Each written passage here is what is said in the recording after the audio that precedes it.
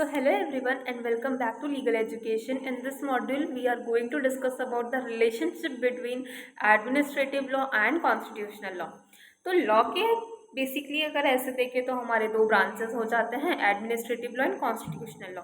इन perspective जब हम बात करें relation between administrative law and constitutional law, तो लॉ के दो ब्रांचेस हम कह सकते हैं, administrative law and constitutional law, जो बहुत ही इंटीग्रल रोल प्ले करते हैं for governing the activities of government and its organs.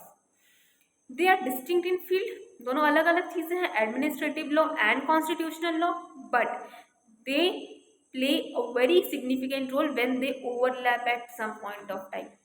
उस ओवरलैपिंग वाले एरिया को हम कहते हैं watershed area in administrative law. ठीक है. अब जो हमारा एडमिनिस्ट्रेटिव लॉ होता है वो किन चीज़ों से डील करता है, लाइक ऑर्गेनाइजेशन, पावर्स, ड्यूटीज, इन सब चीज़ों से डील करता है ऑफ द एडमिनिस्ट्रेटिव अथॉरिटीज. वहीं हमारा जो कॉन्स्टिट्यूशनल लॉ है वो जनरल प्रिंसिपल से डील करता है, जैसे कि relationship with the organs of the government and relationship of these organs with the individuals, इन सब चीज़ों से बात करता है हमारा कॉन्स्टिट्यूशनल लॉ. केथ ये कहते हैं, अकॉर्डिंग टू केथ कहते हैं कि it is logically impossible to distinguish administrative law from the constitutional law and all attempts to do so are artificial. It is very impossible to distinguish administrative law and constitutional law, और अगर हम उसको कर भी रहे हैं distinguish, that is artificial. वो कोई हकीकत नहीं होगा, क्योंकि कभी भी दोनों को हम सेपरेट नहीं कर सकते हैं. ठीक है. जो हमारा कॉन्स्टिट्यूशनल लॉ है वो क्या डिस्क्राइब करता है, various organs of the government at rest. वहीं हमारा जो एडमिनिस्ट्रेटिव लॉ है वो ये बताता है कि कैसे वो सारे ऑर्गन्स वर्कआउट करते हैं, वर्क करते हैं, उनका मोशन बताता है. The structure pertaining to legislature and executive are the subject matter of constitutional law. कि कैसा स्ट्रक्चर होगा, क्या होगा, वो किसका सब्जेक्ट है, कॉन्स्टिट्यूशनल लॉ का सब्जेक्ट है. लेकिन वो कैसे फंक्शन करेंगे, ये किसका सब्जेक्ट होता है, हमारा एडमिनिस्ट्रेटिव लॉ का सब्जेक्ट होता है. तो इसीलिए हम ये कहेंगे, हेंस हम ये कहेंगे कि both the laws are interconnected, they are very closely connected to each other. ठीक है. और जहाँ पे भी वो ओवरलैप करते हैं उसको हम क्या रेफर करते हैं, water shades of administrative law. Okay.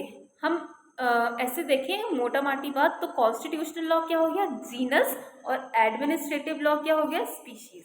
Clear. उसके बाद हमारे पास एक केस लॉ है, Sukhdas versus union territory of Arunachal Pradesh 1986. इसमें ये है हुआ था कि there is a rational nexus between both the laws, मतलब कि दोनों ही लॉ, अगर एक एक्शन है तो एक इफेक्ट है, ऐसा दोनों के बीच में रिलेशन है. ऐसा किस केस में है हुआ था, Sukhdas versus union territory of Arunachal Pradesh. ठीक है.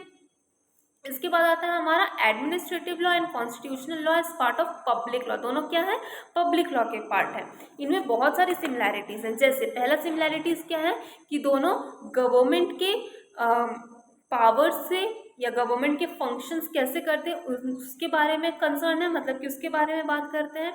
जैसे जो हमारा कॉन्स्टिट्यूशनल लॉ है वो क्या बताता है कि फ्रेमवर्क कैसा होगा, कैसे गवर्नमेंट को फंक्शन करना है, और वो एक्चुअल फंक्शनिंग की, वो प्रॉपर जो भी फंक्शंस लिखे हैं हमारे कॉन्स्टिट्यूशन में, वो proper fair, just and accountable manner में वो वर्कआउट हो रहा है कि नहीं हो रहा है, ये कौन देखता है, एडमिनिस्ट्रेटिव लॉ.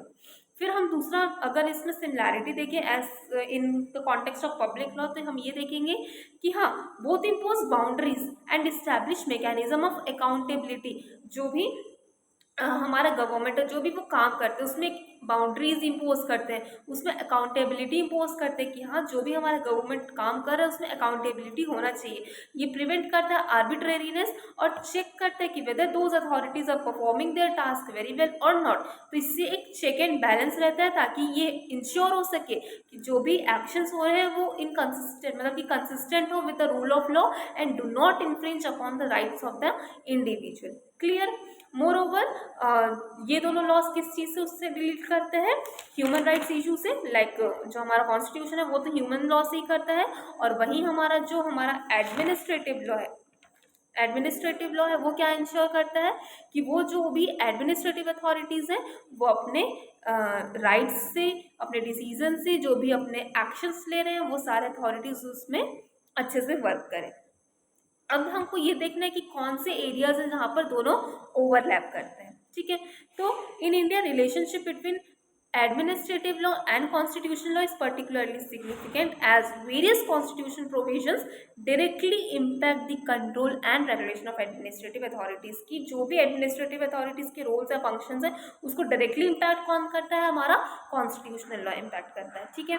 इसके बाद हम ये देखते हैं कि जैसे आर्टिकल 32 हो गया, 226 हो गया, 227 हो गया, ये क्या करता है, एक जुडिशियल कंट्रोल इम्पोज करता है over the administrative action. Kesavananda Bharati वाले केस में क्या हेल्ड हुआ था कि range of judicial review recognized in the superior judiciary in India is perhaps the widest and is the most extensive known to the world of law. इसके beside अगर हम और देखें कि और कहाँ कहाँ ये ओवरलैप हो रहे हैं, तो article 202 which is interstate water dispute authority, 263 interstate council, 280 finance commission, 315 public service commission, 329 election commission. ये हो गया कि कहाँ कहाँ ओवरलैप होता है। Now will come towards the case law. पहला केस लॉ है Rashid Ahmed versus municipal board Kairana. इसमें ये हेल्ड हुआ था that any administrative action with no statutory basis can be held void. अगर कोई भी हमारा एडमिनिस्ट्रेटिव एक्शन है जिसका कोई भी लॉ नहीं है, जिसमें कोई भी स्टैट्यूटरी बेसिस नहीं है, वो वॉइड हेल्ड हो सकता है। Therefore court has the power to declare it void and if any administrative policy और एक्शन वायलेट्स कॉन्स्टिट्यूशन, अगर वो कॉन्स्टिट्यूशन को वॉयलेट करेंगे तो वो वॉइड डिक्लेयर हो जाएंगे, ठीक है। कंक्लूजन में हम ये देख लेते हैं कि it can not be denied that constitutional law plays a very important role in establishing guidelines, rules, principles and helps in broadening the scope of administrative law. की कॉन्स्टिट्यूशनल लॉ एक फ्रेमवर्क तो बना देता है, लेकिन एडमिनिस्ट्रेटिव लॉ के लिए वो क्या करता है, वाइड कर देता है, ब्रॉड कर देता है स्कोप को। Relation between constitutional law and administrative law however sometimes overlaps but very instrumental in many cases in existence. Both are separate laws and have a common area called watershed area in administrative law. तो जब हम relationship between both the laws बात करेंगे तो हमको क्या क्या लिखना रहेगा, एक बार देख लेते हैं कि पहला हम इंट्रोडक्शन लिखेंगे कि दोनों का क्या क्या फंक्शंस हैं। उसके बाद हमको एक केस लॉ देना रहेगा, Sukhdas versus union territory of Arunachal Pradesh. Then administrative law and constitutional law are part of public law. Then overlapping areas हमको बताने रहेंगे कि कहाँ कहाँ वो ओवरलैप करते हैं। Rashid Ahmed versus municipal board Kairana करके केस लॉ है and then conclusion we will be. So hope so कि ये टॉपिक भी क्लियर हुआ होगा एंड थैंक यू।